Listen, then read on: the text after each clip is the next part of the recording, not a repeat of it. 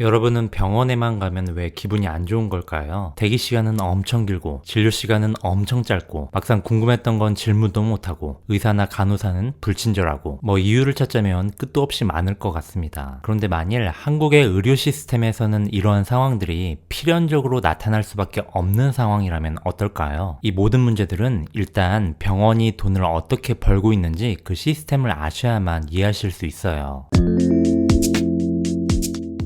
여러분 실비보험 같은 보험 상품 하나 개별적으로 들고 계신 거 있죠. 삼성화재, 동부화재 이런 회사들한테 매달 얼마씩 꾸준히 내고 계시잖아요. 여러분이 아파서 병원 진료를 본 후 진료비를 냈다고 해보죠. 그렇다면 현재 들고 있는 땡땡화재 보험 상품의 혜택을 보시려면 어떻게 해야 하나요? 병원에 가서 진단서, 진료비 세부내역서 영수증 같은 서류들을 발급받은 다음 땡땡화재에 제출해야 합니다. 그러면 땡땡화재에서 여러분에게 돈을 주죠. 이게 일반적인 보험 상품의 구조입니다. 여러분이 비용을 먼저 처리하고 이후에 보험회사에게 그 돈을 달라고 요구하는 후청구 시스템인 것이죠. 그러면 국민건강보험이란 것은 어떤 시스템일까요? 한국 사람이라면 분명히 국민건강보험에 의무적으로 가입됐습니다. 그렇다면 그 보험 상품을 운용하는 회사가 어디일까요? 삼성화재? 동부화재? 아니죠. 바로 정부입니다. 그런데 우리가 병원 진료를 본 후 진료비를 낸 후에 진단서, 진료비 영수증 같은 서류들을 발급받은 다음 그 비용을 받기 위해 정부에게 따로 제출하진 않잖아요. 그러면 우리는 국민건강보험의 혜택을 어떻게 보고 있는 걸까요? 바로 처음부터 진료비를 할인받는 선혜택 시스템인 것입니다. 예를 들어 감기 진료비가 10,000원이라고 한다면, 그리고 여러분이 건강보험에 가입돼 있다면 처음부터 할인을 받아 3,000원만 병원에 내면 되는 것이죠. 그리고 병원이 7,000원만큼 못 받게 되겠죠. 그래서 병원이 정부에게 청구를 하게 됩니다. 환자한테서 7,000원을 못 받았다고 말이죠. 그러면 정부가 병원에게 7,000원을 줍니다. 환자가 병원에게 돈을 전부 내는 것이 아니라 정부가 병원에 돈을 일부 대신 내주는 시스템인 것입니다. 매우 특이하죠? 그리고 여러분이 따로 들고 있는 땡땡화재 같은 보험 상품이 있다면 여러분이 병원에 직접 지불한 3,000원만큼에 대해서 땡땡화재에 후청구할 수 있는 것이죠. 자, 병원이 돈을 버는 시스템. 병원이 의료 서비스를 환자에게 제공하면 그 비용을 환자와 정부로부터 각각 나눠서 받는 것입니다. 약간 복잡해 보이지만 결과적으로는 문제가 없어 보입니다. 10,000원의 비용에 대해 병원은 10,000원을 모두 챙겨갔으니까요. 그런데 이게 병원의 입장에서는 느낌이 좀 다를 수 있어요. 쉽게 예를 한번 들어볼게요. 여러분이 소고기집을 창업했습니다. 여러분의 돈으로 직접 인테리어를 하고 월세를 내고 재료를 사고 직원 월급을 줘야 하죠. 매달 고정 지출이 나가고 있는 상황입니다. 그런데 갑자기 정부에서 한우가 전 국민이 반드시 먹어야 할 필수 음식이 되었다며 한우 가격을 무조건 1인분에 10,000원에 팔라고 통보를 합니다. 그리고 손님한테는 3,000원만 받으라 하죠. 나머지 7,000원에 대해서는 정부에게 청구를 하면 한 달 뒤에 준다고 합니다. 자, 여러분이 고깃집 사장이라고 한다면 어떤 생각이 들까요? 첫 번째는 내 마음대로 가격을 못 정한다니 이게 민주주의 국가가 맞나 이런 생각이 들 것 같고, 두 번째는 10,000원을 다 받긴 받았지만 판 시점에서 현금이 바로 생기는 게 아니라 한 달 뒤에 전부 들어오기 때문에 상대적으로 손해를 본다는 느낌을 받을 겁니다. 왜냐하면 고정 지출이 계속 나가고 있는 장사를 하는 입장에서는 지금 당장 현금이 손에 있느냐가 매우 중요한 문제가 되기 때문이죠.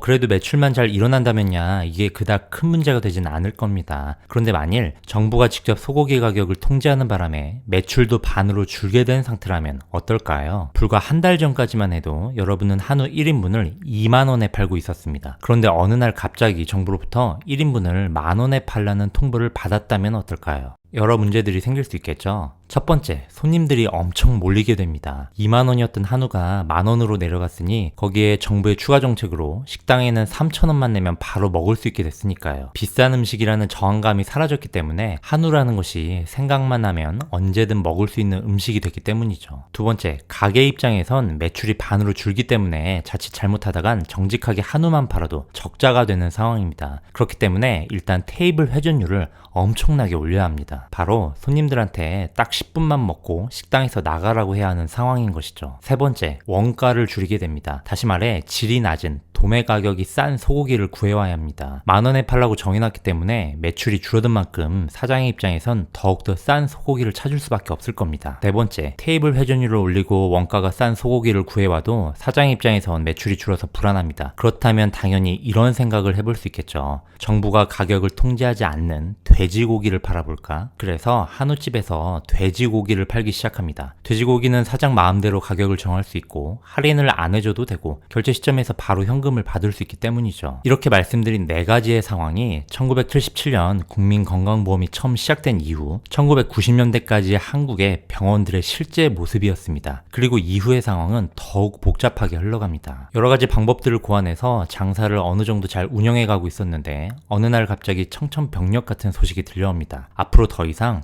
소고기집에서 소고기를 먹으면 안 된다는 통보가 내려온 것이죠.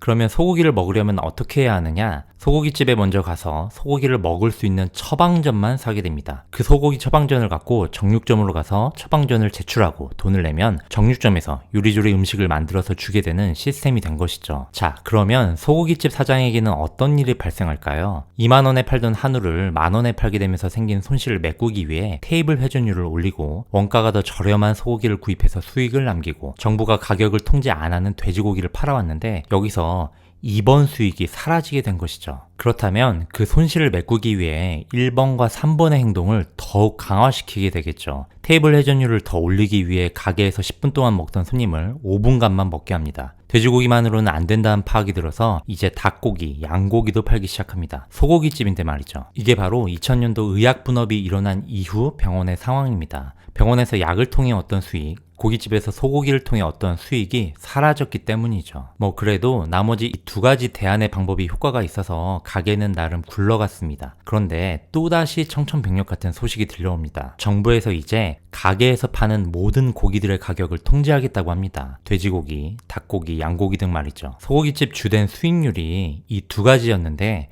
여기서 2번 수익이 사라지게 됩니다. 그렇다면 이제 소고기집 사장이 어떻게 대응할지 그 방안들이 머리에 그려지시나요? 테이블 회전율을 더 올립니다. 이제 손님들이 가게에서 3분간만 있을 수 있게 시간을 조정합니다. 그리고 이제 고기는 소고기집에서 팔 수 없게 됐습니다. 그렇다면 이런 생각을 할 수밖에 없겠죠. 고기가 아닌 다른 것을 팔아야겠구나. 그래서 커피를 팔기 시작합니다. 자, 이러한 상황을 오랜 시간 지켜보아 오던 요식업을 하려던 후배들의 머릿속에는 어떤 생각이 자리 잡게 될까요? 아, 고기 장사는 하면 안 되겠구나. 정부가 가격을 통제하니까. 그래서 전부 다 커피 장사로 몰리게 됩니다. 고기는 식사에 포함되는 필수 품목이어서 정부가 통제할 수 있지만 커피는 마셔도 안 마셔도 그만인 기호식품이기에 정부가 통제할 수 없습니다. 그래서 더더욱 커피 장사로 쏠리게 됩니다. 이것이 지난 20년간 한국 의료계의 모습입니다. 사람을 살리는데 필수적인 메이저과 내과, 외과, 소아과, 산부인과의 진료비를 과하게 통제하다 보니 이제는 하다못해 피부 미용을 하고 있는 내과, 외과 선배 의사들의 모습을 보면서 후배 의사들은 처음부터 통제를 받지 않는 진료비에서 자유로운 마이너과로 쏠리게 됩니다. 1970, 80년대만 해도 최고의 의사는 당연히 외과 의사를 첫 번째로 손꼽았습니다. 그런데 지금은 전공의조차 쉽게 찾아볼 수 없는, 쉽게 만나기 힘든 의사가 되었습니다. 어디서부터 잘못된 것이었을까요? 2부에서 그 내용을 이어가겠습니다.